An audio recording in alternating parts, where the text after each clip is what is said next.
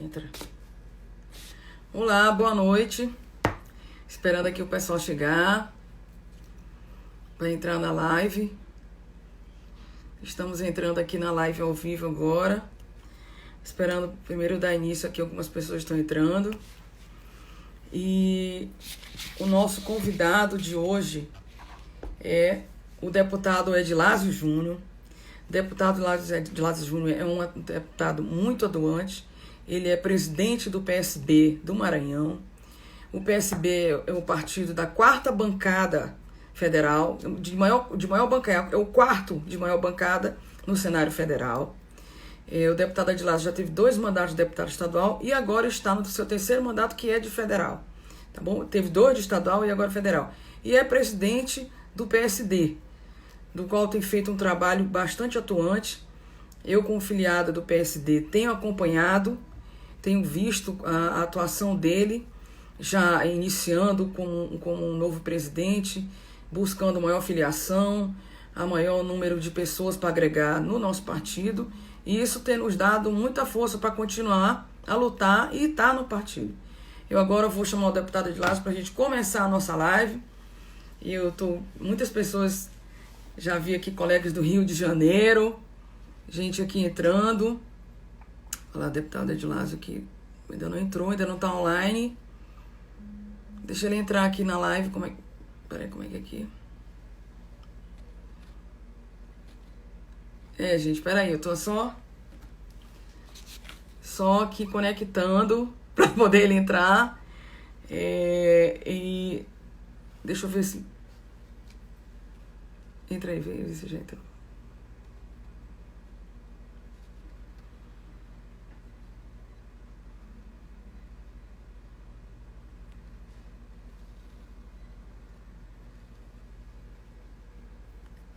Qual é que ele entrou? Não.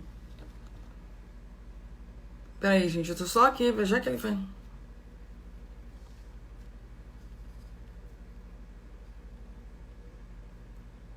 Vamos ver aqui. Não, aqui não é outra coisa. Deixa eu ver aqui, gente, já. Estamos começando.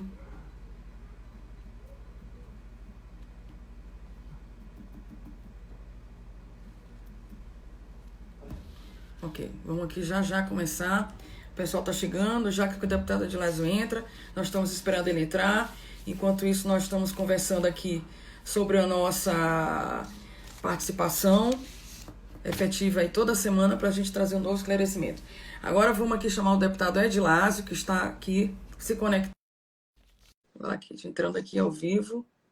Ainda não entrou, deve ser a conexão. Olá! Aqui é ela. Boa noite. Olá, boa noite. E aí, tudo bem? Tudo bom? Tudo bem. Tudo ótimo. Um abraço, que eu já estou com saudade de vocês todos, viu? Pois é, eu também. A voz que tá meia ruim, que foi... Tava brincando hoje no sol com os meninos ali e acabou que a voz foi embora, mas dá pra gente conversar aqui um pouquinho. Tá com cabelo de artista, hein? Tô gostando. Tá precisando cortar aqui. Barbeiro tá morrendo de fome aqui. Tá bom, novo bizu. 70 dias sem cortar cabelo. Eita. Bom, primeiro, Carla, eu quero dar boa noite a todos e te parabenizar pela iniciativa. Eu pude acompanhar na semana passada a tua live do PSD Mulher com a doutora Natácia Eba. Muito proveitosa, muito profícua, bons debates. E eu fico muito feliz com o teu engajamento, com a tua vontade de trabalhar, e estou sempre à disposição, não só de você, mas de todos aqueles que querem bater um papo, que eu puder ajudar, puder compartilhar algum conhecimento e aprender também com vocês aí que estão em pré-campanha. E eu sei que estão cheios de dúvidas aí, ansiosos para saber o que vai acontecer com relação às eleições aí. Verdade. Eu te apresentei para todos já antes de tu entrar, já fui falando já do teu trabalho como deputado estadual, falei dos teus 2 mandatos, que agora tens uma missão que está na frente do PSD Maranhão, como presidente, que está executando essa missão muito bem, porque está agregando pessoas que somam no nosso partido. Isso tem nos deixado muito feliz, porque sempre a gente chega, está reunindo, está chamando e está, na verdade, dando valor às pessoas que estão ao PSD. Isso é muito importante para todos nós filiados. Também queria te parabenizar por esse trabalho que está na frente do partido. Pessoas me mandam no direct o elogio, e eu queria, inclusive, te passar esse recado dos nossos seguidores. Tá bom? Mas, olha, beleza, a gente tem trabalhado bastante e eu acredito que o partido vai crescer muito nessas eleições. Se Deus quiser. O partido que tem a segunda maior bancada no Senado e a quarta maior na Câmara. Mas no estado do Maranhão ainda era muito inexpressivo, vamos falar assim, para o gigantismo nacional do partido. Nós conseguimos eleger um deputado federal, que fui eu. Acredito que na próxima, nosso trabalho vai ser para triplicar, eleger 3 deputados federais, eleger uma boa bancada de deputados estaduais. Mas, para chegar a 2022, a gente tem que passar primeiro por 2020. E essas eleições municipais, a gente vai ter aí mais ou menos uns 40 candidatos a prefeitos nos mais diversos municípios e mais de 1.000 candidatos a vereadores. Então, eu acredito que a gente vai crescer bastante a nível estadual e um quadro muito qualificado. E estamos também trabalhando junto com treinamentos através dessas sessões virtuais. A gente está trazendo marqueteiros, trazendo pessoas. Amanhã vai ter uma, acho que é amanhã, da doutora Amanda Joaquim, que vai falar também com relação à parte judicial das eleições, as leis das eleições. Então, enfim, a gente tem trabalhado para levar conhecimento aos nossos pré-candidatos.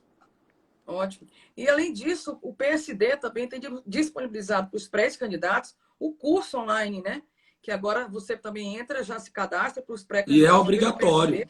Obrigatório. É obrigatório. Só pode ser candidato quem fizer o curso e for aprovado. Isso mesmo. Tem, inclusive, um teste no final. Achei muito, muito proveitoso. Já passou, né? Se Deus quiser, eu passei. Não, tá bom. Tá bom. Deixa eu te dizer. A gente hoje está vivendo um cenário totalmente diferente, algo que a gente não esperava que acontecesse no mundo, né? Um cenário mundial com essa pandemia do coronavírus, que trouxe o isolamento social e deixou as pessoas todas muito acuadas, porque uma doença nova que não se sabia o tratamento, né? E que todos estão sem trabalhar. E eu pergunto em relação à questão do trabalho dos deputados. Nesse momento que essas mudanças ocorreram, vocês estão trabalhando, a gente tem acompanhado, trabalhando pelo teletrabalho, pelas sessões online. Isso modificou? Tu acha que isso é produtivo? Tem sido produtivo esse tipo de trabalho? Não deu uma diminuída no trabalho, até na assertiva de vocês como deputados? Na verdade, Carla, a gente tem pautado boa parte desses 2 meses de sessões remotas. Sim, pautado no Covid-19. Então, o primeiro mês, praticamente tudo foi com relação ao coronavírus. E, nesse momento, a política partidária, ideológica fica de lado, todo mundo está de mãos dadas. E a gente conseguiu aprovar praticamente tudo o que era de interesse público, o que era de interesse da população, dos municípios, dos estados, para ajudar no combate ao Covid-19.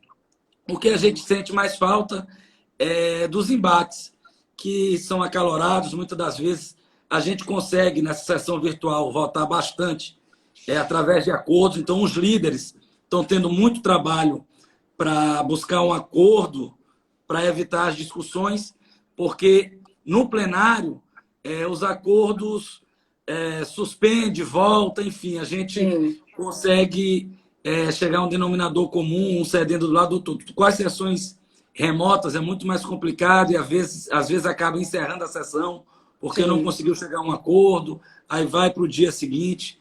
E a gente sente falta também desse atendimento na Câmara, de trocar ideia com o colega, de saber a situação de cada estado, o que que aquilo melhora, o que que aquilo piora. A gente fica mais frio sem esse laço ali dentro do plenário.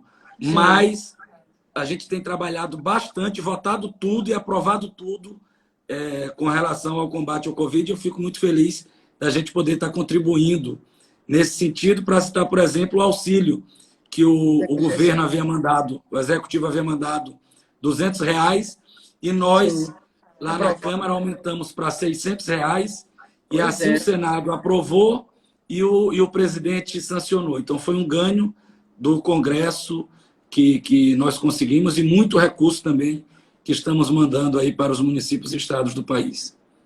Certo. Então, na verdade, não alterou o trabalho, que tudo de importante vocês conseguiram botar em pauta e votar. E eu pergunto, essa questão da eleição, da nova forma de fazer política, tu como deputado federal e presidente do PSD, como tu vê essa eleição agora de 2020? Como tu vai estar vendo? Porque a gente acompanha que o TSE manteve as datas, mas tudo indica que vão ser alteradas, né? E como deputado federal e presidente do partido, como é que tu vê essa situação? Assim? Cara, o que a gente conversa muito nos grupos de WhatsApp aqui dos deputados é que deve haver, dependendo dessas próximas semanas, o Barroso marcou agora para o começo, primeira quinzena de junho, para decidir o adiamento das eleições ou não. O Rodrigo Maia falou que o Alcolumbre, presidente do Senado, hoje ou amanhã deve já ver uma comissão mista entre senadores e deputados federais para sentar com o ministro Barroso para tentar buscar um denominador comum. O que já está praticamente fora de cogitação é a prorrogação de mandatos, que sim, havia um movimento de uma PEC para que houvesse a coincidência das eleições de 2022 com as eleições de prefeito e vereadores. E vocês não. Os vereadores e prefeitos de mandato ganhariam, assim, 2 anos. Isso, sim, já está fora de cogitação. As 3 correntes manter a eleição em outubro, novembro ou dezembro. Então, é isso que está sendo feito. Com relação a esse novo momento, eu acho que nós, aqui no Maranhão, nós vamos sofrer bastante. Porque, principalmente não na capital, mas nos municípios mais distantes, que sofrem muito com a internet. A internet aqui ainda é um produto de luxo. E é difícil fazer campanha pela internet. Eu, pelo menos, não conheço nenhum deputado que se elegeu única e exclusivamente com redes sociais aqui no Maranhão. Lá na Câmara foi uma coqueluche. Vários são aqueles que se elegeram com um celular, fazendo protestos, defendendo causas ideológicas, enfim. Aqui no estado do Maranhão, dos 18 e dos 3 senadores, eu não conheço nenhum que se elegeu apenas com as redes sociais. A gente teve o presidente da República que se elegeu com esse meio, com as redes sociais. O nosso presidente Bolsonaro não tinha tempo de TV e as redes sociais foi o que engajou. E a gente faz a nossa campanha aqui no estado, no corpo a corpo, de porta em porta, abraçando, conversando, ouvindo, fazendo caminhada. Então vai ser um novo momento. Eu não sei como vai ser isso, da gente no interior fazer campanha sem ter o aperto de mão, sem ter o abraço, com essa conversa mais próxima com o eleitor. Então vai ser algo muito novo, que vocês, candidatos a vereadores e prefeitos, serão cobaias no sentido de saber dessa novidade, né? Porque a gente realmente utiliza para dar uma satisfação, para se tornar conhecido, mas não consegue se eleger apenas com rede social aqui em nosso estado. É verdade. E isso modificou toda, né? Nossa sistemática vai modificar a sistemática de fazer política, engajamento, né? E a gente por isso que é bom sempre as pessoas se atualizarem, né? E ver o que está ocorrendo. Sem sombra de dúvida. Hoje vai ser o candidato tem que fazer investimento em redes sociais. Até ontem os investimentos eram em cartazes, Isso. em santinho, enfim, adesivo, carro de som. Hoje, a gente vai ter que focar nas redes sociais. Então, para aqueles candidatos que tiverem que priorizar seu recurso nas Mas é eleições, que complicado, hein? priorize as redes sociais, porque, pelo que a gente está vendo, aí vai ser algo novo e Verdade. vai ser esses WhatsApp, Instagram, Facebook, que vai levar a Twitter, informação dos verdade. candidatos. É isso mesmo. A gente vai estar se virando para isso. Mas deixa eu te falar, Vilas, dentro de todo esse contexto dessa mudança na política, nós temos exatamente o fator da mudança, que exatamente foi causado pelo coronavírus, essa pandemia. Eu te pergunto, qual a tua opinião em relação ao governo do Estado? Porque a gente viu a promessa aí de um hospital de campanha que ainda não foi concluído, né? E hoje nós temos dados que já somos o quê? 38 mil casos confirmados, né? Temos aqui 12 mil recuperados e 1.008 óbitos. Quer dizer, um dado para um estado que não deixa de ser alarmante. Então, o que tu acha em relação à ação do governo do estado? Está havendo muitas críticas e eu queria também a tua opinião em relação a isso. Olha, Carla, o estado do Maranhão já vivia com uma saúde colapsada. O governador Flávio Dino fechou diversos hospitais ao longo desses 5 anos de Muitos. mandato, não concluiu alguns que já estavam praticamente prontos. Vários hospitais de 20 leitos que funcionavam, que foram fechados, outros que não fecharam, mas o governo deixou de fazer o repasse. No governo passado, no governo Rosiana, o governo repassava R$ 120 mil por mês para esses municípios para auxiliar no pagamento dos médicos e enfermeiros desses hospitais de 20 leitos. E o governador não repassou mais esse recurso, deixou para os prefeitos e boa parte dos municípios, que são municípios pequenos, não deram conta de arcar com esse custo. Então, nós tivemos uma diminuição de leitos muito grande ao longo desses 6 anos. As UPAs, que eram de excelência no governo passado, hoje são precárias. Quem conheceu as UPAs, assim que foram inauguradas aqui, era padrão e hoje estão sucateadas. O nosso estado, salvo engano, foi o último estado do país a ter um caso de coronavírus confirmado. Ou seja, a gente teve bastante tempo para se programar e poder ter uma política efetiva. E, infelizmente, o nosso governador se preocupou muito mais em fazer política do que em fazer gestão. Ele, a meu ver, perdeu e perde muito tempo dando satisfação e batendo boca com o presidente Bolsonaro. Se o Bolsonaro fala que é para usar cloroquina, ele diz que não é para usar. Se o Bolsonaro falar que é para abrir, ele diz que é para fechar. Enfim, sempre fazendo contraponto no governo federal, gastando com isso rios de dinheiro para aparecer a nível nacional, em Globo News, UOL, Folha de São Paulo, enfim. Inclusive, isso sendo custeado com recurso do Covid, que pode ser usado para publicidade. Ele tem usado recurso destinado para o combate ao Covid, para promoção pessoal, e teve algumas situações que ele se acovardou e que isso deixou o nosso estado mais ainda colapsado, como falei agora há pouco, como foi o caso do lockdown, que se ele acha que era benéfico, que era bom para o estado, era para ele ter feito, e não ter feito um bate-bola ali com o juiz. Imagina só que um juiz e o STF já tinha dado a prerrogativa que quem tomaria conta dos seus isolamentos seria os prefeitos nos municípios e os governadores nos estados. Então, nem autonomia, nem legitimidade o judiciário teria para decretar esse lockdown. E ele ainda usurpou competência quando fechou BR, a entrada de São Luís é BR, e passou por cima da Polícia Rodoviária Federal. Pois E é. chama muita atenção, imagina a decisão de um juiz que ele manda no governo do estado, manda em 4 prefeituras da ilha de São Luís e não houve um único recurso, um único questionamento de uma vírgula. Tipo, tudo que ele falou que é o lockdown é daquele jeito que vai ser. Nenhum prefeito questionou e nem o governador questionou.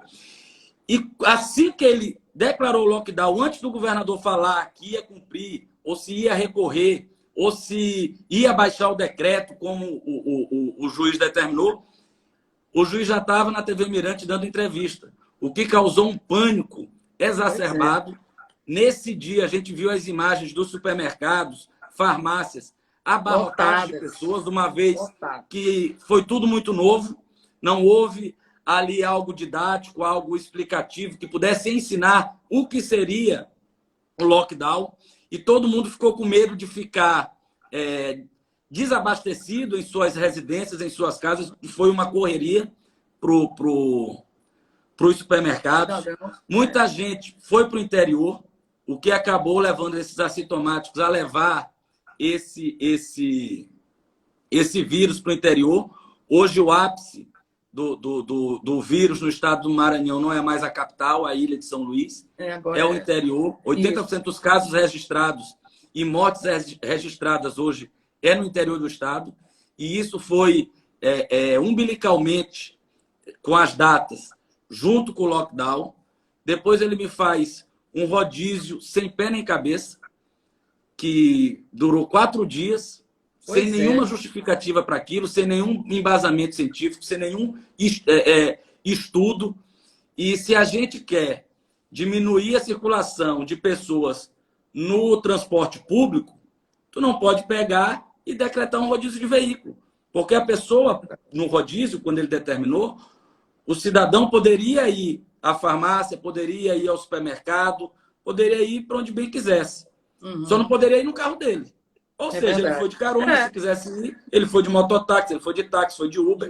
E acaba ele sendo um assintomático, podendo transmitir para o mototaxista, por exemplo, ou para um passageiro no ônibus, ou ele também acabar adquirindo o vírus. O governador usou muita falácia, tem muita mentira. Eu tenho vários amigos que estão que é da área médica, que está trabalhando. Esses números que ele fala com relação aos leitos não existem. Né? Um exemplo, o hospital de campanha de Açailândia foi todo bancado pela iniciativa privada. Quem fez o hospital foi a Vale do Rio Doce, entregou pronto para o governo do estado, e são 60 leitos. Porém, só funcionam 20 leitos. Só que na propaganda dele e no boletim, ele acrescenta 60 leitos, mas só tem 20 funcionando.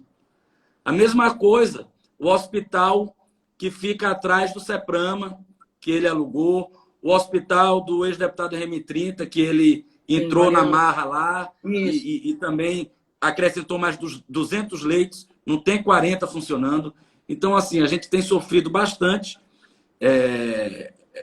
com esse governo. Uma hora ele baixa o protocolo para usar cloroquina, depois ele diz que não é para usar. Então, essa falta de segurança do nosso líder acaba prejudicando muito e trazendo muita confusão. Ele pecou muito mais do que acertou nesse período de pandemia. É isso aí. Edilásio, e tu falaste, inclusive, dos recursos federais. Vocês, como deputado federal, vocês têm os dados? Quanto veio para o Maranhão para ele gastar nessa Olha, pandemia? cara, eu vou te falar uma coisa. Se não fosse o governo federal, se você fechar o olho e esquecer tudo que o governo federal mandou para o estado do Maranhão, hoje não existia praticamente nada. Nada. Porque eu não estou aqui com os números, mas assim, os números de EPIs, a questão de respiradores, recurso, acho que para cá, até a última vez já tinha vindo 1 bilhão e 300 milhões de reais do governo federal. Hoje deve estar chegando perto de 2 bilhões de reais do governo federal para o governo do estado. Então, assim, o governo UTIs, o governo montou, salvo engano, no primeiro momento logo 20 UTIs, depois montou mais 20 UTIs. Então, assim, recurso tem chegado e muito. Nós da bancada federal mandamos 130 milhões de emenda de bancada para o combate ao Covid. Eu peguei de minhas emendas individuais de 15 milhões, destinei 13 para o combate ao Covid. Então, assim, nós estamos fazendo nossa parte e o governo federal tem sido um grande aliado do governo do estado e dos municípios do nosso estado, apesar de o governador agredir diuturnamente o governo federal. Ele deveria ter hombridade e agradecer tudo que tem sido feito pelo governo federal ao estado do Maranhão. Nós estamos acompanhando pelos telejornais, pela internet, que está havendo em vários estados, exatamente, já está tendo investigação sobre desvio de recursos que o governo federal mandou.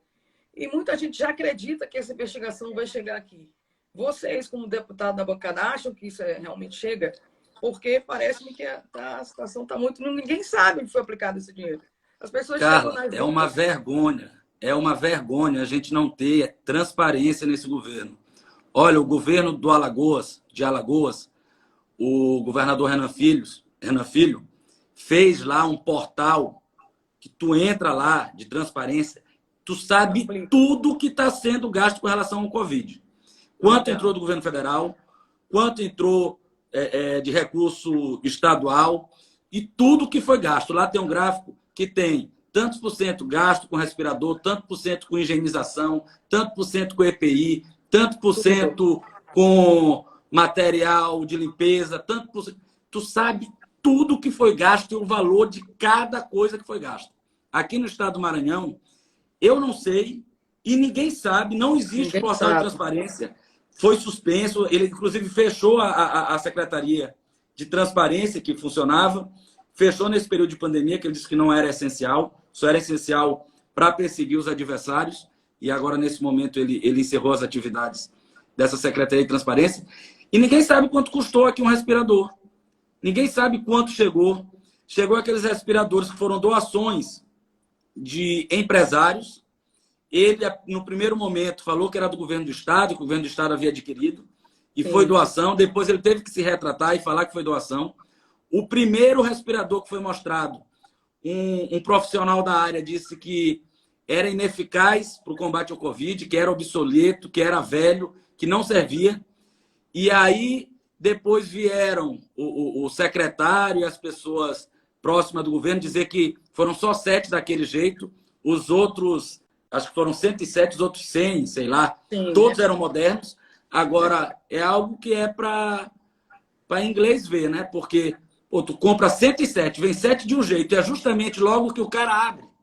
Ninguém viu mais os respiradores, ninguém sabe se é verdade.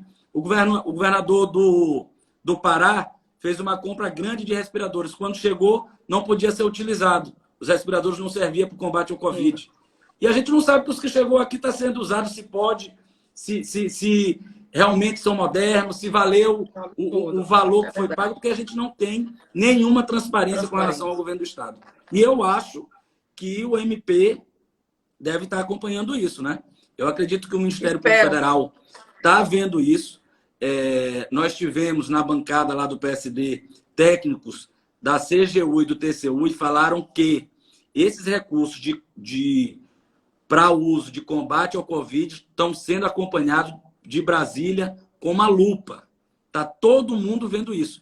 E logo depois que esses técnicos conversaram conosco, a gente pode ver operação em cima de operação. Teve na Paraíba a primeira, Rio de Janeiro, Bahia, Fortaleza, e já chegou em Fortaleza. Já chega no PT lá do Piauí e chega no comunista aqui também. Vamos aguardar aí o Ministério Público trabalhar. E as pessoas que estão sofrendo com a falta de remédio, com a falta de atendimento, que muitos estão chegando na UPA e na triagem, o que está acontecendo aqui na triagem com as enfermeiras, e você você não tem nada, vá para sua casa. Então, assim, não deixam nem chegar nos médicos, porque a propaganda, o que ele anuncia, é que se você for consultado e tiver com sintomas, ele vai dar um remédio, um medicamento. Inclusive, se foi postado nas redes sociais. E isso não está se vendo.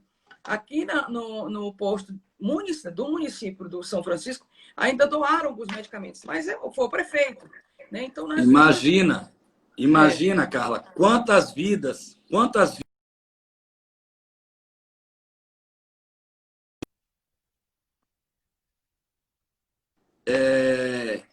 quantas pessoas chegaram na UPA que poderiam ter tido aquele primeiro atendimento e já sair com a azitromicina Sim. e a hidrocloroquina, que Sim. só é viável realmente Quem nos tiver com primeiros sintoma. dias do sintoma, Isso. que praticamente, pelo menos pelo que eu vi, pelos estudos que eu vi, se você usar nos 5 primeiros dias de sintoma, a possibilidade de zerar é Muito praticamente grande. 100%.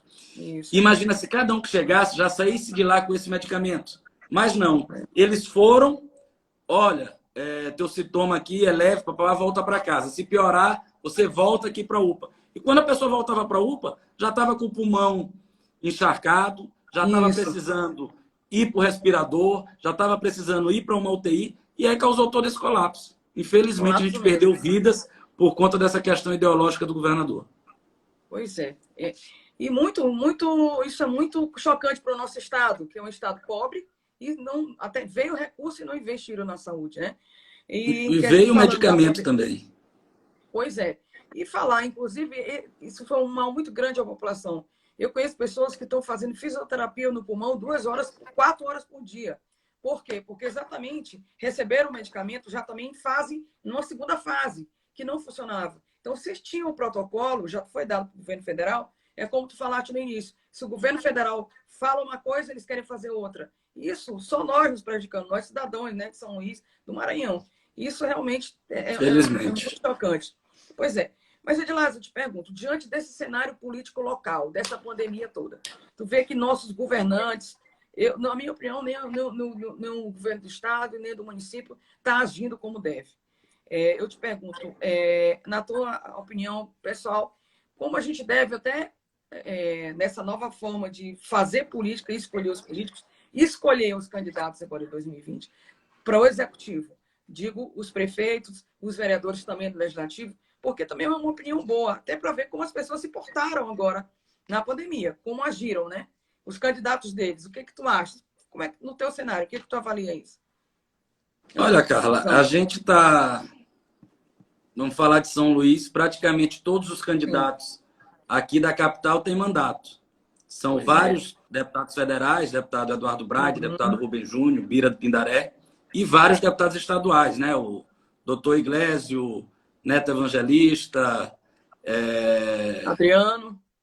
Adriano, isso. Quem mais? Duarte Júnior, enfim, todos têm mandato. E é ver como cada um se portou nesse momento, se cobrou do governo, porque eu voto aquilo que acho que é de importante para o Brasil, que é de importante para o nosso estado, eu estou lá para votar. Mas não apoio aquilo que eu acho errado do governo federal. Algumas coisas que o presidente Bolsonaro fala, algo que como ele age em alguns momentos, algumas situações, eu não concordo. E aqui, infelizmente, na Assembleia Legislativa, praticamente todos os pré-candidatos, com exceção do deputado Adriano e do deputado Hélito também, que é pré-candidato, todos só sabem balançar a cabeça para o governo. Então é preciso a gente votar em quem tem senso crítico. É preciso votar em quem sabe ter uma postura de cobrar. E aqui eu vejo o deputado Eduardo Braide, que é o nosso pré-candidato aqui em São Luís, que vem tendo esse senso crítico, tem ajudado a saúde, é o grande defensor do Hospital Aldenor Abelo, tem ajudado, sempre ajuda o Hospital Aldenor Abelo. Ainda ontem, ele estava entregando também respiradores lá no Hospital Universitário. Foi conseguido, juntamente com o senador Roberto Rocha. E então ele tem uma postura de independência ao governo e tem fazendo essas críticas. E aqui eu quero até destacar também um outro pré-candidato, para ser justo, o deputado Iglesio. O deputado Iglesio, por ser médico e ter conhecimento de causa, tem batido, cobrado algumas situações que ele vê em loco, ele realmente fala que está errado, que o governo está agindo de forma errada, está fazendo gráfico, questionando o secretário de Saúde do Estado do Maranhão. Então, também eu quero destacar aqui o doutor Iglesio pela postura que vem tomando de independência no sentido de ver o que é melhor para o Estado e ele ter essa autonomia e ser capaz de não ficar igual calango, só balançando a cabeça, como tem aí essa boa parte da Assembleia e da Câmara Federal. É verdade. Mas, Lázaro, e dentro desse contexto de escolhas que falaste agora de prefeito, a gente vê também um cenário grande aí de vereadores, de pré-candidatos a vereadores, não só em São Luís, como no estado todo, né? Como tu falaste, vão ter muitos. Aqui em São Luís, pelo menos nós só temos 3 vereadoras eleitas, 3 vereadoras de mandato. Então, assim, a nossa classe não se acha representada, né? E, então, eu te pergunto, já fiz a live com a doutora Natácia, que é presidente do PSD Mulher, e te pergunto, do PSD Mulher, e te pergunto, o PSD tem uma estratégia para as mulheres, para a gente chamar as mulheres, porque a gente está, na verdade, organizando as lives. O que é que tu pensa sobre isso? O que é que as mulheres poderiam abordar? Até porque tu falaste de rede social.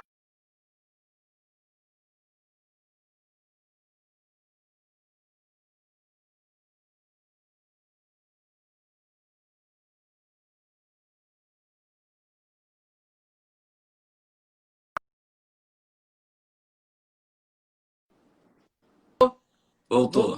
Voltou, sim. Então, Carla, com exceção da Dilma, eu acho que a mulher, em tudo que se mete, ela é melhor do que o homem. E eu tenho essa humildade, para reconhecer. A mulher, dentro do lar, ela é melhor que o homem para educar os filhos, para criar. Numa empresa, ela é mais criteriosa, é mais detalhista nas coisas. Enfim, eu vejo o sexo feminino, quando quer se doar e quer trabalhar, na frente de nós homens. E o PSD tem o PSD Mulher Nacional. O partido é obrigado a fazer campanhas educativas com relação à mulher. Cada partido em seus estados. O PSD Mulher Estadual tem que fazer campanhas, tem que trabalhar esse universo feminino. A gente vai ter várias pré-candidatas no partido a vereadoras aqui em São Luís. Tu és uma, tem a Eline, tem a doutora Jesus, que é da OAB, tem a...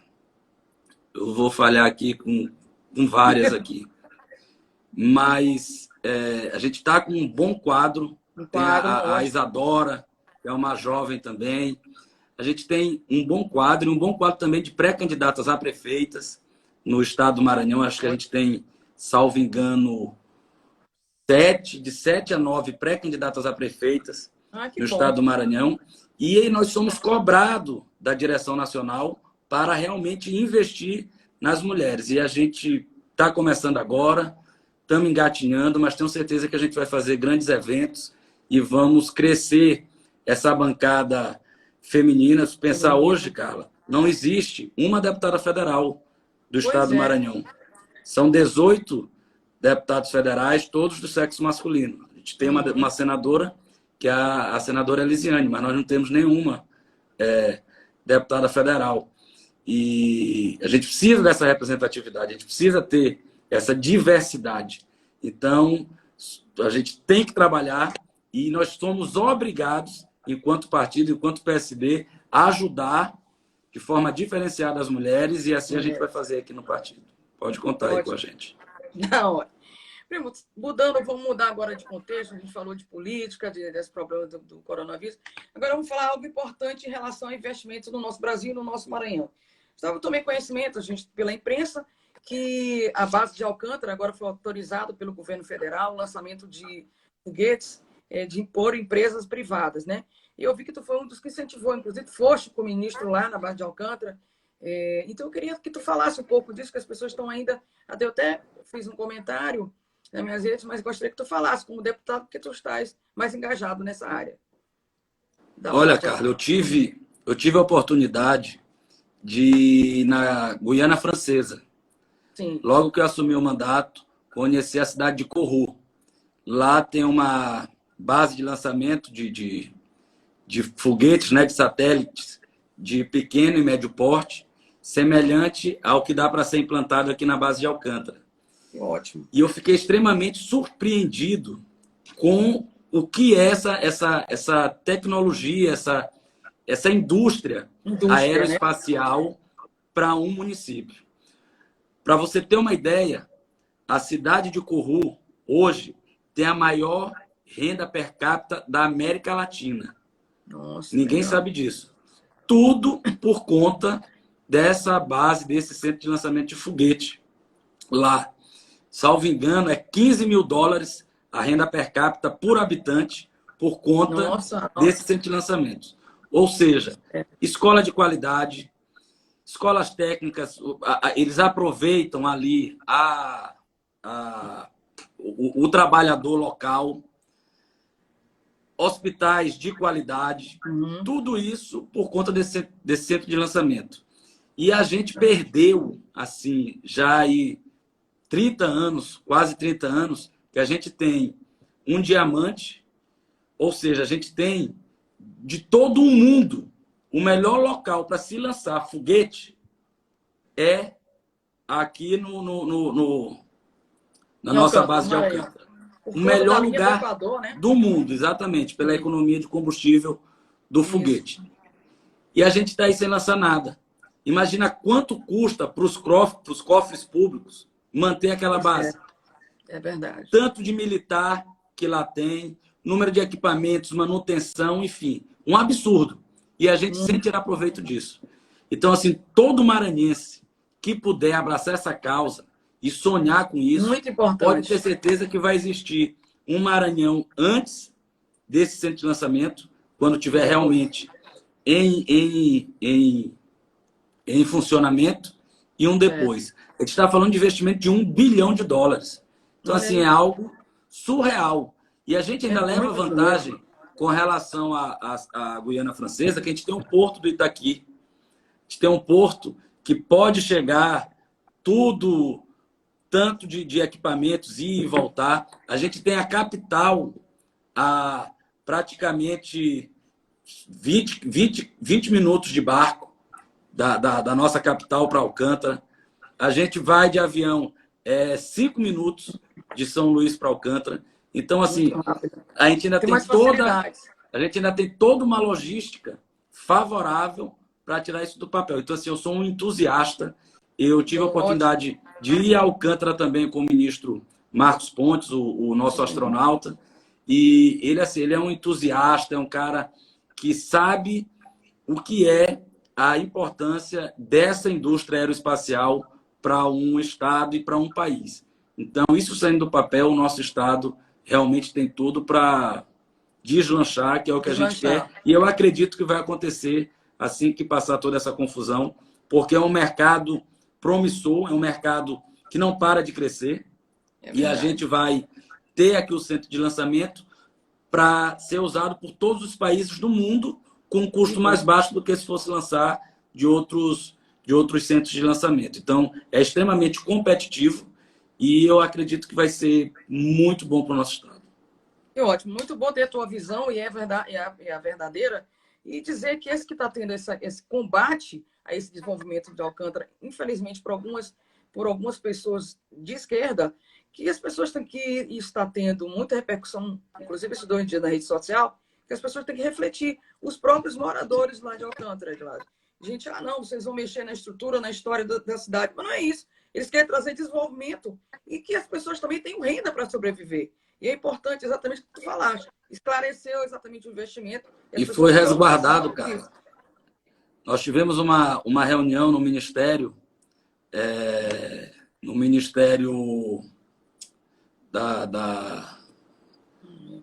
me fugiu aqui, das Forças Armadas, lá, e com todos os generais, o ministro Marcos Pontes, enfim. E foi garantido que as comunidades tradicionais seriam respeitadas, ganhariam com isso, teriam uma contrapartida. Hoje, a escolinha que tem em Alcântara, a melhor escolinha que tem lá, que foi construída pela Força Aérea Brasileira, a boa parte, a escolinha foi feita para receber também as crianças, filho dos oficiais que moram lá em Alcântara, mas hoje 80% desses alunos das comunidades lá tradicionais, dos quilombos, lá de Alcântara, e acabou criando essa miscigenação. E não tenho dúvida que onde tem emprego, tem prosperidade. A gente não pode pensar de um investimento de US$ 1 bilhão, óbvio, respeitando as comunidades tradicionais, mas que vai trazer uma saúde melhor para essas comunidades, que vai trazer uma educação melhor para os filhos, vai trazer emprego. Olha, quem de Alcântara pudesse ter a oportunidade de conhecer o que eu conheci em Curru, nunca mais ia fazer um bico contra essa instalação desse centro de lançamento realmente poder funcionar, porque o ganho foi absurdo para aquela cidade e eu quero esse ganho também para o nosso estado. Pois é, que bom ter essa visão e é muito bom que esses nossos seguidores já estejam também tomando conhecimento. Porque esses 2 dias, essa autorização para o lançamento por empresas privadas, que já vai começar, já está começando, né, se inclinar e um novo ciclo de desenvolvimento. Mas antes de fazer a próxima pergunta, queria só te fazer uma pausinha para a gente dar um abraço aqui, Manuel Gomes, que já mandou aqui, eu já vi que ele está participando da nossa live, e dizer muito obrigada, Adilás, ele fez uma live sábado, tiveram 2.300.000 visualizações, queria dar o parabéns para ele, tenho certeza que tu também incentiva a cultura maranhense, e ele é um dos que veio de baixo, lá de Balsa, do sul do Maranhão, e está aí crescendo, né? Como nós queremos. Verdade. Orgulho aí pra gente, aí, pra nós maranhenses, a música dele não saiu da cabeça de todos os brasileiros aí durante uma semana. Não tinha um celular que não recebesse 15 vezes por dia esse Caneta Azul. Parabéns, Manuel. Boa sorte. É verdade. Bom, mas vamos continuar. Falando nessa mudança mundial, a gente está vendo também essas questões que estão tendo no mundo todo. Teve aquela morte muito brutal lá nos Estados Unidos, que foi daquele negro, né? A gente viu que um policial apertou com o joelho e infelizmente, matou, sufocou aquele cidadão. E a gente vê reflexos aí na política, não só mundial, mas também do Brasil. Tá cortando, cara.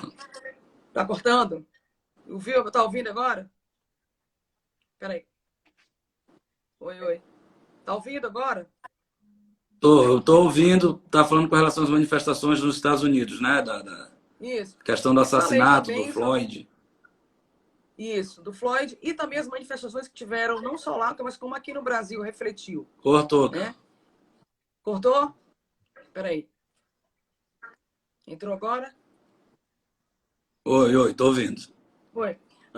Falando da questão que refletiu Oi, no Brasil as manifestações. Também, das manifestações que não só... Na verdade, aqui no Brasil, se cruzaram as manifestações. Em São Paulo, muitos disseram que foi em relação também ao racismo e outros também em questão do presidente. Mas eu estou falando, vamos falar agora em relação ao racismo mesmo. A gente vê que hoje essas questões, infelizmente, ainda acontecem bastante, né? Nas classes inferiores e tal. E qual é a tua opinião em relação também à questão do racismo aqui no Brasil? Porque a gente ainda tem um pouco infelizmente, talvez um idealismo, as pessoas ainda têm, que ainda ocorre muito, mas ao meu ver, até como mulher, não tanto, na minha visão feminina. Mas queria saber a tua visão. E também saber dessa questão de violência, porque nós todos, com essa pandemia, ainda está sujeito à violência. Eu acho essa questão que aconteceu nos Estados Unidos foi algo lamentável. A cena é muito forte, é chocante. Ver ali o cidadão sem colocar mais em risco poder revidar ninguém, ele estava algemado já, e ele ali suplicando para não morrer, repetiu diversas vezes que não conseguia mais respirar. E aquilo ali foi a faísca no palheiro que estava faltando para os americanos. É uma situação que todos já vivendo esse momento dessa pandemia, muitos desempregados, já passando necessidade, ver uma situação daquela foi um estopim. E também eu não tenho dúvida que existe toda a situação política também, que lá é ano eleitoral, é ano de eleição, e existe também essa potencialização por conta das eleições presidenciais que estão próximas e trazer também um desgaste ao presidente Trump, tentar de alguma forma tirar essa reeleição lá do Trump. Aqui no Brasil, a gente sofre o racismo diariamente. Quem é negro sabe disso. Bem diferente do que é os americanos, aqui a gente é extremamente pacífico. Pensar que há 15 dias atrás mataram um jovem de 14 anos no morro lá no Rio de Janeiro, estava dentro de casa com outros primos, com colegas, e levaram o corpo dele, ninguém soube por onde andava o corpo. Um dia depois, informaram que o corpo estava em uma UPA, enfim. E não houve uma única manifestação, não houve nada. Então, assim, a gente não leva para frente essa situação. E eu sou favorável a todo tipo de manifestação. Aqueles que querem ir para a rua, querem protestar de verde e amarelo, querem estar ao lado do presidente, ótimo, beleza. Aqueles que são a favor da democracia, como foi essa última que houve em São Paulo, que foi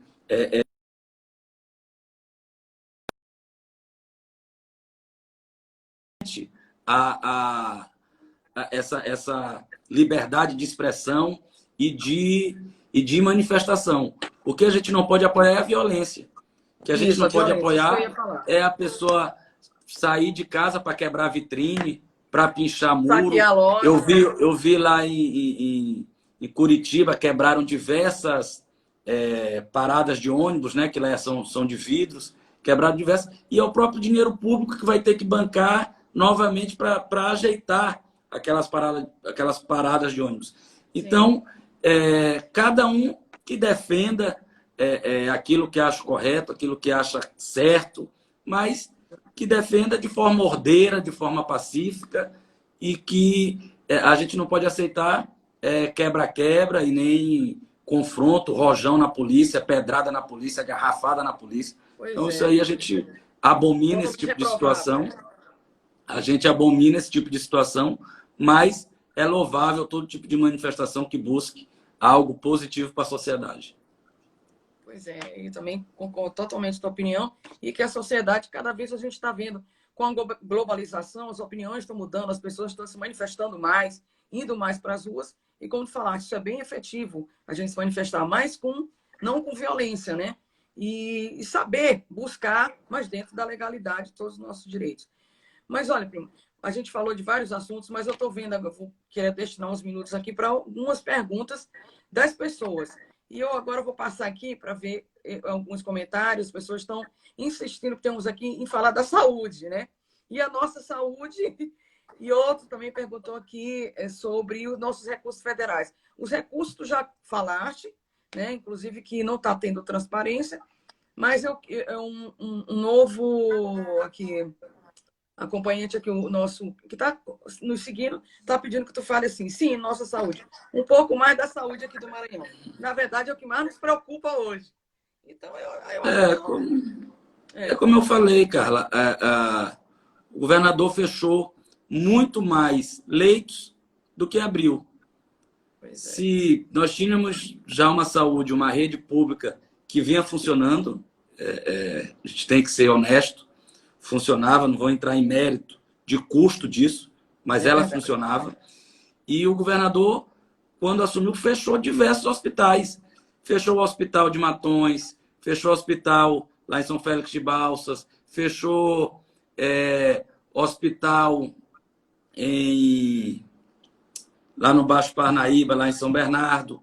Fechou diversos hospitais. Quem sofre de hemodiálise, quem precisa fazer hemodiálise em nosso estado, é uma via crucis.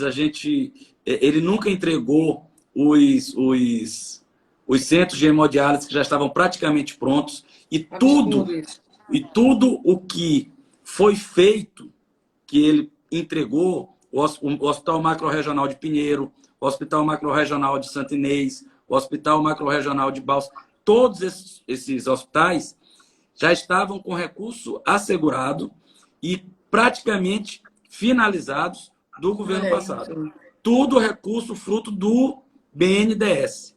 Sim, que veio recurso esse que ele foi contra. Toda a bancada do governador Flávio Dino, na época eu era deputado estadual, votou contra esse empréstimo. Foram para a justiça contra esse empréstimo. E se não fosse esse empréstimo, o governo hoje não existia. Porque todo o asfalto Sorrisal que ele fez na reeleição dele é fruto desse empréstimo do BNDES. Todos os hospitais que ele concluiu é fruto desse recurso do BNDES. E a situação hoje do interior do estado é extremamente preocupante. Se em São Luís a gente vive essa situação precária, tu imagina no interior, onde a gente só tinha leito de UTI em Imperatriz, público. É verdade. Balsas. Tu imagina uma cidade como Balsas, alguém que precisasse lá, que caísse de uma moto, batesse a cabeça, precisasse de uma Absurdo. UTI, tinha que ir para Imperatriz. A gente está falando de uma cidade polo, como Balsas, que pega ali 17 cidades, tem que se deslocar 400 quilômetros. Absurdo por um leito de UTI. Então, assim, imagina a situação do interior e agora com toda essa pandemia, realmente colapsou e criou um caos. E sem ter projeto, sem ter um norte. Eu nunca vi o governador dar uma entrevista com alguém que manje do assunto de saúde, um infectologista, um epidemiologista, que conheça a situação, que diga com dados técnicos. Tudo é falácia, tudo é chutômetro, não tem nada científico. Eu nunca vi nenhum médico ao lado dele falando da situação, nada. Por isso que chama ele de professor de Deus, porque tudo ele sabe e não procura ajuda de quem sabe que poderia agora estar auxiliando, fazer um comitê gestor de crise para tentar ajudar o Estado. Mas, enfim, ele preferiu o bate-boca com o presidente da República, ele preferiu usar essa situação do caos da saúde que nós estamos enfrentando no país para contrapor o presidente da República e fazer uma pré-campanha para o presidente da República a nível nacional e deixou de lado a situação do nosso Estado. É verdade. E aí, deu no que deu, né? Nós estamos nesse caos, mas sobreviventes. Primo, nós estamos aqui há 4 minutos da nossa live aqui e foi um sucesso total. Eu acho que tu abordaste todas as perguntas muito bem, eu acho que respondeu, tirou muitas dúvidas, tá? Gente, eu queria te passar a palavra de lá, se quiser deixar alguma mensagem para as pessoas de agradecimento, mas antes já quero te agradecer a tua participação. Nossa live vai ficar no IGTV, quem quiser assistir, e é de muita didática, até porque a Edilásio explicou bastante sobre toda a situação que está acontecendo hoje no Maranhão. Então, eu te passo a palavra aí para te agradecer as pessoas. Eu que agradeço, Carla, a oportunidade, agradecer a todos que tiveram aí a paciência de nos assistir aqui, de nos ouvir um pouquinho. Muito obrigado a cada um de vocês por cada comentário e espero que possa ter sido útil de alguma forma. Eu, enquanto parlamentar, tenho me doado ao máximo pelo nosso Estado, para ajudar o Estado a sair dessa situação e colocando o joelho no chão diariamente, pedindo para que isso passe o quanto antes, para que a gente possa voltar a ter a nossa vida, que encontre logo um medicamento que acomode essa doença, a vacina, que possa acabar com esse vírus, para que a gente possa ter novamente os nossos abraços, os nossos encontros. É isso que eu desejo a todos, saúde, e que nós nos cuidemos. A principal pessoa que pode ajudar cada um de nós somos nós mesmos. Não é o governo do Estado, não é o governo federal, é cada um fazendo a sua parte, usando máscara, mantendo o distanciamento, lavando bem as mãos. Então, vamos cada um colaborar para tentar fazer com que isso passe o quanto antes. E te desejar, Carla, boa sorte aí nessa tua jornada, nessa tua empreitada. Conta aqui com teu primo aí, porque puder ajudar, puder servir. Estou aqui à disposição. Beijão. Boa noite, saudade de todos. Obrigada, viu? Até mais. Valeu, obrigado, tchau.